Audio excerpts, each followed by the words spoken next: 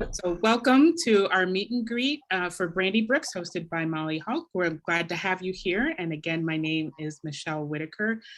As we get started, I want to share a little bit about the county council race and what that is all about. So just to jump in, Brandy Brooks is running for County Council at Large.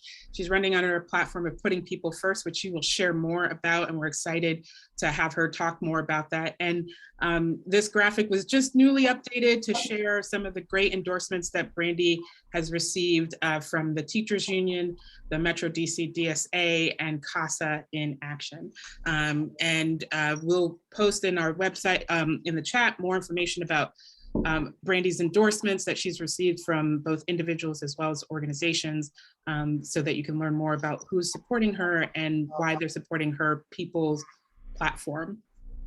So Brandy's running for County Council at Large, and I like to share a little bit of background around that.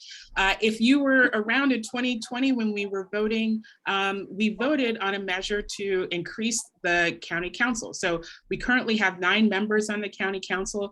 It will now go up to 11 members because we've added new districts. We have now 7 districts instead of the 5 districts that we had previously. So you have an opportunity to elect not only your district representative, but up to 4 candidates for at-large. Brandy is running for one of those 4 at-large seats. We have our primary, which is scheduled for June 28th, and the general election is in November, on November 8th. The top vote getters in the primary election, our Democratic primary election, will go on to the general election. So the primary is a really important election for us to set the vision for who we want to see in office, to represent our communities, to represent the needs that we see for the county as a whole, and for our districts as well.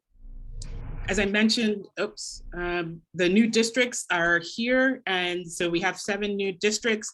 Trupti will put in the chat a link so that you can check out, if you haven't figured out where your new district is yet, you can use this, the county's website, to put in your address and find which new district that you're in. I am in District 6, I'm right on the border there, District 6, and I have good friends who are in District 7 and District 4, in District 5 and everywhere else, and we're all learning where we are and all that great stuff. So I hope you take some time to figure out what district you're in, as well as to learn about who's running in those specific districts, and take the opportunity to learn about the candidates running for County Council at Large. And that's what you're all doing right now, with the opportunity to learn more about Brandy.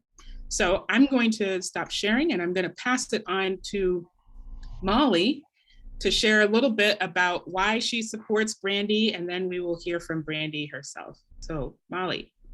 Okay, so I met Brandy 4 years ago when she ran for the county council. And at that time there were 33 candidates. And it was hard to even meet half of them.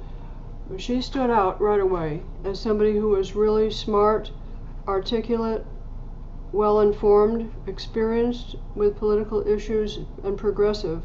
She's been working on issues as an organizer for years, and she really knows what she's doing. She also knows about policy, and she's strong, confident, persuasive.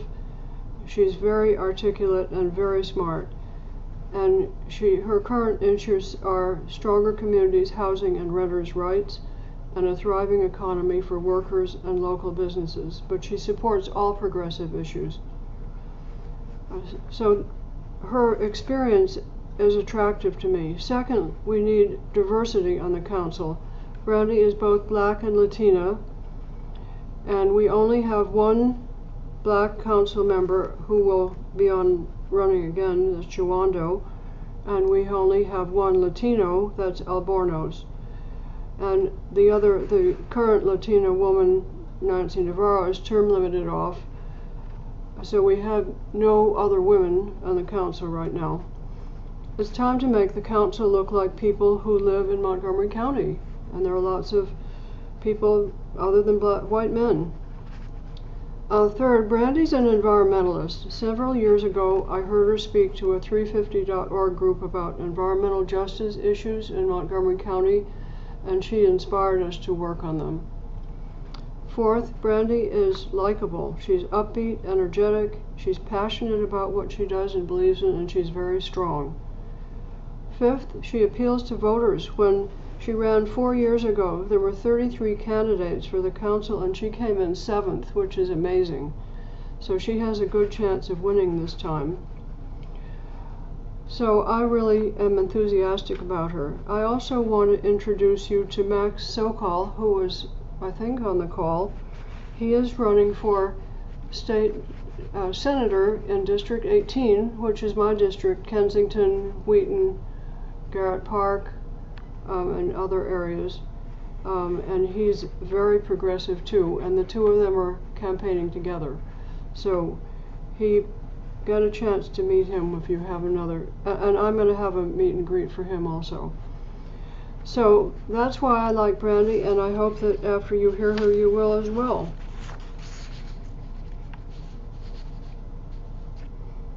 Thank you, Molly, for sharing. And Molly is not only our host, a host for tonight, but she is someone who has volunteered for the campaign, and we're going to share more about that. But she was just out with us this past weekend when we were doing a joint canvass with Max, who's here. And I want to just acknowledge that Max is here and running for D18, and then we also have Mary Lynn Pierre, who's running for judge of the circuit court. We welcome both of you. It's as you can tell, there's lots of folks who are running for office up and down the ballot, and this is our opportunity now as voters for us to learn more about who's running, get information, ask those questions so that we can make those informed decisions when it comes time to vote in June. And so with that, I'm going to pass. Wait. I just want to put in a strong plug for Mary Lynn Pierre. I've known her for at least 5 years. I met her through the Bethesda Democratic Breakfast Club. She is a wonderful candidate, a wonderful person. She'd be a wonderful judge, and she's met with a lot of adversity because she wasn't recommended by the in-group, the governor's nominating committee, but she would be a wonderful judge, and I go to her meeting every Wednesday night, You Be the Judge, which is very informative, and they include people who are running for office now. So Yeah. think about Mary Lynn. She's great. Thank you. With that, we will pass it on to the lady of the hour, Brandy Brooks, who will share some words. And then, as I said before, we will have Q&A. So I hope you have some questions, and please feel free to post those in the chat, and we will go through as many questions as we can get this evening. But we are so glad to have you here, and we're so glad to have you here from Brandy. Hi, everyone. Thank you so much for being here this evening.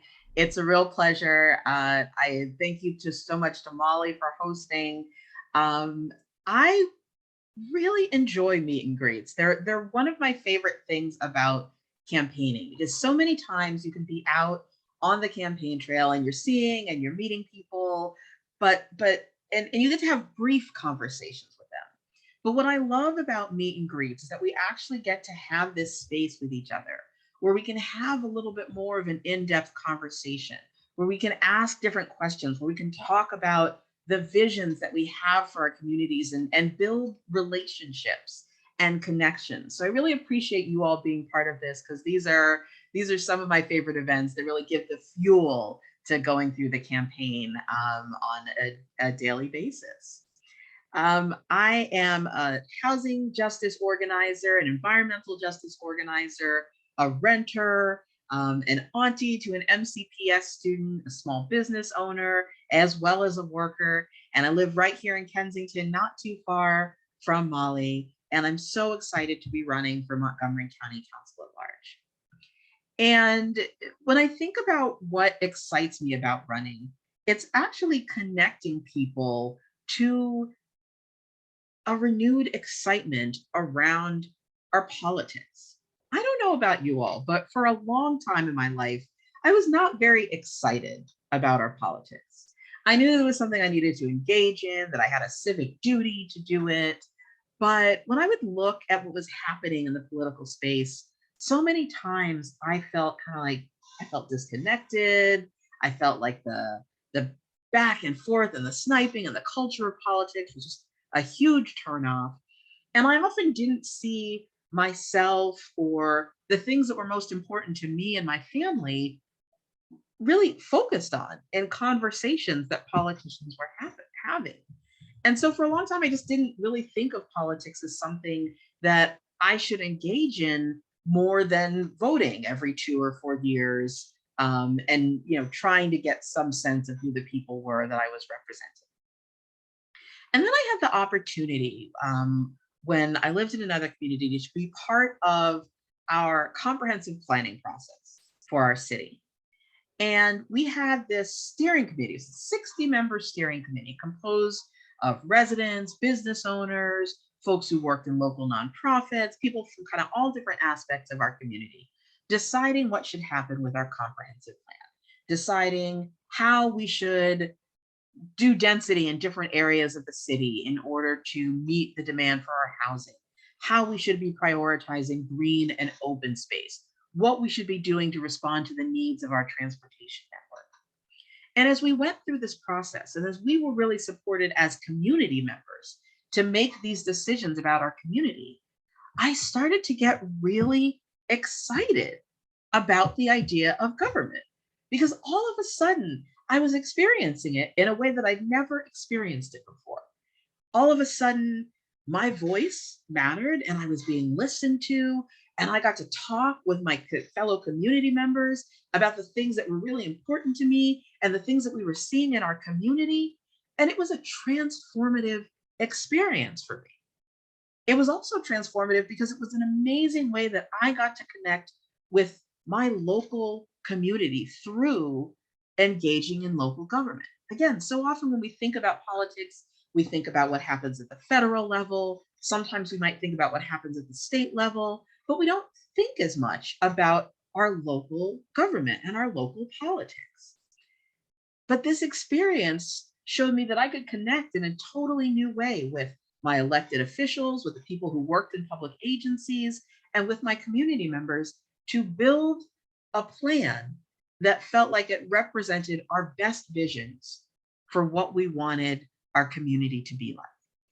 And even to this day, although I don't live in that community anymore, I still think about that plan as my plan. And I still have so much pride in it because I feel like it was my entry point into really understanding what all the possibilities could be of democracy.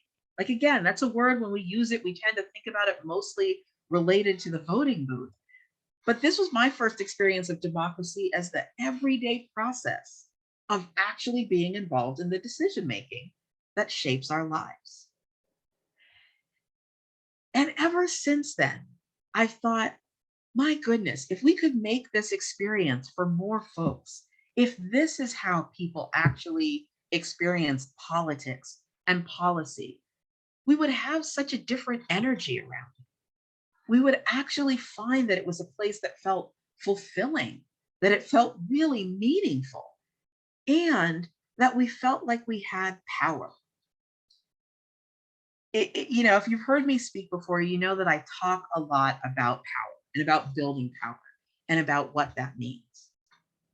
And when we think about power, we talk about this. I'm an organizing trainer, and so I do trainings with other organizers. And sometimes we can have some really negative connotations around power. We think about it as people being overbearing. We think about it as people being domineering or manipulative. But at its root, power is simply our ability to act. Dr. Martin Luther King described it as our ability to achieve purpose. It's basically how well we can make the things that we want to see happen, or keep things that we know we don't want to happen from happening. And that experience that I described was the first time that I felt actual power as someone with the ability to help make good things happen in my community. And so fast forward to when I ran for the first time in the 2018 primary.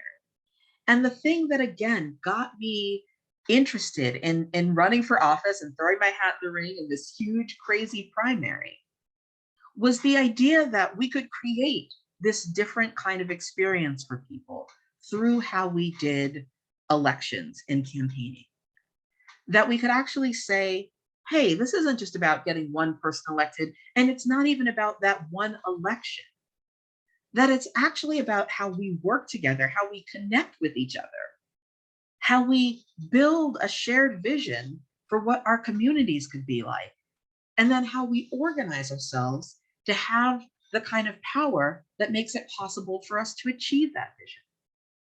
And we can do that by talking both about the amazing things that make Montgomery County this wonderful place to live, our diversity of people, our diversity of different types of communities, our incredible parks and recreation facilities, our schools and our teachers who invest so deeply in our community members, in our students. We can talk about the thriving network of small businesses that we have, especially those run by people of color and people who have come to our county from all over the world.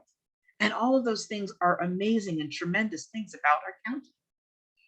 But we also need to talk about some of the challenges that we are really facing in our county. The incredible and growing difficulty that people are having finding homes that they can afford, homes that are safe for them. The increasing divides that we have and inequities that we have around race, around class and wealth and income. The ongoing threat of climate change, which we haven't responded adequately to. Certainly not at the national level or sort of the international level, but even locally.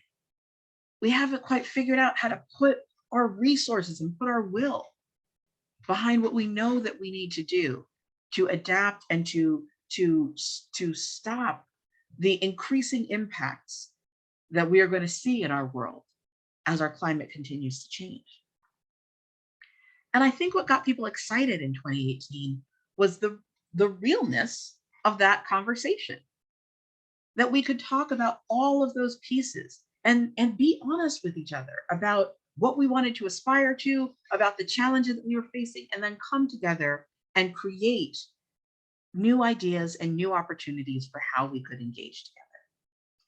And what made me really excited is that I found that we were building, again, not just a campaign, but a movement that went on to continue to engage around racial equity and around the formation of our Racial Equity and Social Justice Act in 2019, around doing work to develop a coalition, a multiracial coalition around the vision for what a Green New Deal could look like in Montgomery County, around being able to organize for housing justice and preventing evictions in our county, organizing around racial justice in policing, and working to make sure that every resident of our communities feels safe. And I get excited about the idea that my campaign in 2018 helped to contribute to those movements, helped to contribute to our growing ability to shape policy together. And that's what I want to continue to do. And I want us to be able to build the power so that we can move from not just advocating for these things, but actually getting the kind of policy decision-making that we need. And one of the things that means is that we need to have policy decision makers who will listen to us.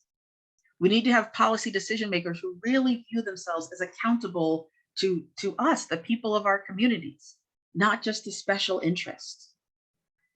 We really need to have elected officials who are committed to participatory policymaking, where we are involved in shaping the legislative agenda and the decisions about how bills should move forward. And that's done in collaboration.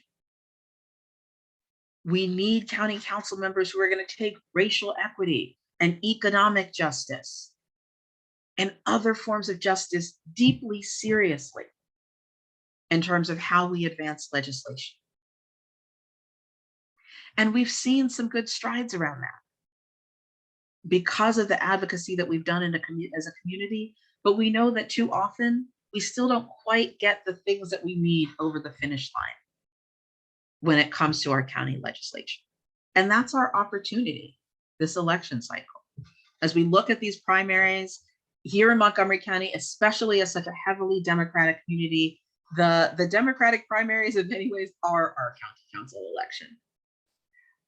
Because the overwhelming number of Democrats who are in our county, that's the place where we really have the opportunity to shape what kind of representation that we get. And so it's incredibly important that we make sure that we are all informed and engaged and really engaging other members of our community around this primary. And hopefully doing it in a way that is fun, that feels joyful, that actually feels like it centers things like love and care, which again, aren't things that we always talk about in politics. We don't talk about the idea of love or joy being a big part of our politics.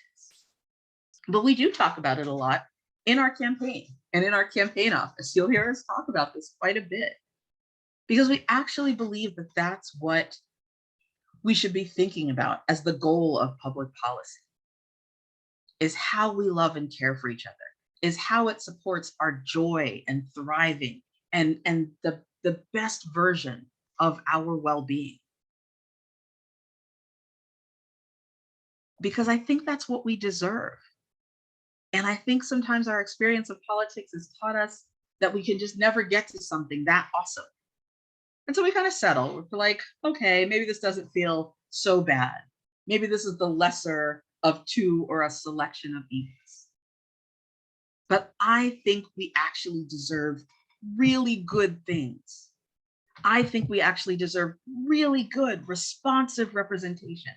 I think we deserve to feel engaged in the decisions that happen in our communities. I think we deserve to feel connected to our elected officials and one another. And that's the kind of spirit and energy and practices that I want to bring to the county council. I also think as a community organizer, that's the only way that we are going to solve the really pressing challenges facing our county. We have, as I mentioned, a deep affordability crisis in housing. We have seen over the course of the last 2 years, and even before then, how that translates into an eviction crisis, where so many of our community members are losing their homes and having to move families out of Montgomery County. We see it when people can't buy homes here in Montgomery County, even though they really want to, or when people can't age in place here in Montgomery County, or when they're feeling so rent burdened that they just have to go someplace else.